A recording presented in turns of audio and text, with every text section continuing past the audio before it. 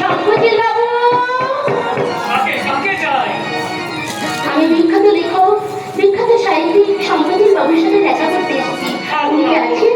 হ্যাঁ, আমি সেই বিখ্যাত কবি সাংবাদিক শঙ্করজিৎ বাবু। নমস্কার। নমস্কার নমস্কার। এবার বলুন আপনি কি বলবেন?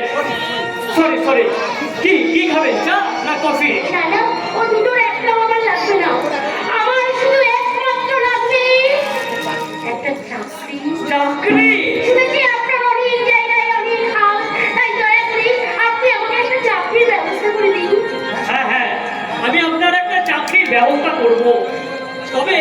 তবে কি জানেন, সমস্ত অফিস আদালতে গিয়ে দেখুন নো ভ্যাকেন্সি বোর্ড লাগানো আছে, কিন্তু ভিতরে সমস্ত অফিসারদের ভাইপো ভাইজিরা সব একজোট দিয়ে ঢুকে যাচ্ছে। সাধারণ মানুষদের জন্য এদের কোনো সহানুভূতি নেই। তবে আপনি চিন্তা করবেন না, আপনার জন্য একটা চাকরির ব্যবস্থা আমি অবশ্যই করবো। আপনি আমাকে চাকরি দেবেন? আপনাকে যে কি বললে ধন্যবাদ ভাষা জানাবো, সেই ভাষা আমার মুখে নেই। আরে ভাষার কোনো দরকার নেই, শুধু এই মুখটাই হবে। এই জেগেছে আমার মনে, বলছি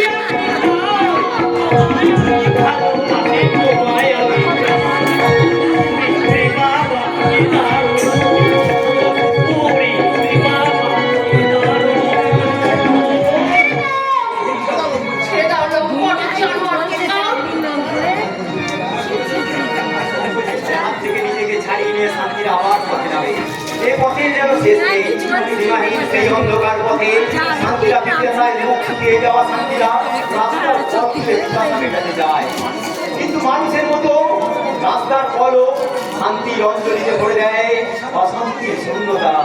ফলে জল নেই, তবু শান্তি চলে।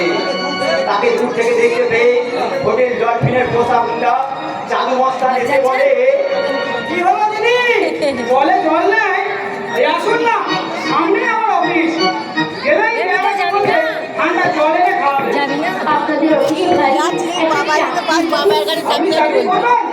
ফোন কর, বাবাইকে ফোন কর। আমাদের একজন মহিলা ডায়াবেটিসের দরকার। সত্যি বলছেন আপনি? কেন দিদি, আমার কথা বিশ্বাস হচ্ছে না? বিশ্বাস একটু করে বলতে বসেছে। এই বাজে লোকের পাল্লায় পড়েছিলেন বুঝি?